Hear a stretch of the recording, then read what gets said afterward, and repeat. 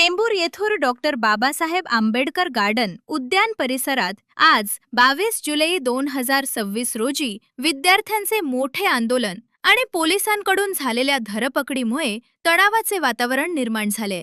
आजच्या या घटनेचे पेपर लीक विरोधात तीव्र आंदोलन, विद्यार्थ्यांचा एल्गार, नीट यूजी परीक्षेतील कथित घोटाळा आणि पेपर लीक प्रकरणाविरोधात शेकडो विद्यार्थी, पालक आणि नागरिक चेंबूरच्या आंबेडकर गार्डन बाहेर एकत्र आले होते। आक्रमक घोषणाबाजी, आंदोलकांनी हातामध्ये सरकारविरोधी उपरोधिक पोस्टर्स, उदाहरणार्थ your free trial of excuses has expired, please resign, घेऊन तीव्र निदर्शनं केली आणि शिक्षण मंत्र्यांच्या राजीनाम्याची मागणी केली। पोलिसांकडून आंदोलकांची धरपकड, लाठीचार्ज आणि कारवाई। आंदोलन हिंसक वळण घेण्यापूर्वीच तिथे मोठ्या प्रमाणात पोलीस बंदोबस्त तैनात करण्यात आला होता। आंदोलक घोषणाबाजी करत पुढे सरकले असता पोलिसांनी अनेक विद्यार्थ्यांना ताब्यात घेतले, रस्त्यावरून ओढत नेले।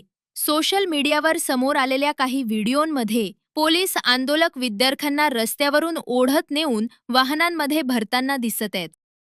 पनवेल, नवी मुंबई आणि रायगड जिल्ह्यातील ताज्या बातम्या आणि नवीन घडामोडी पाहण्यासाठी सबस्क्राइब करा कोकण संध्या न्यूज।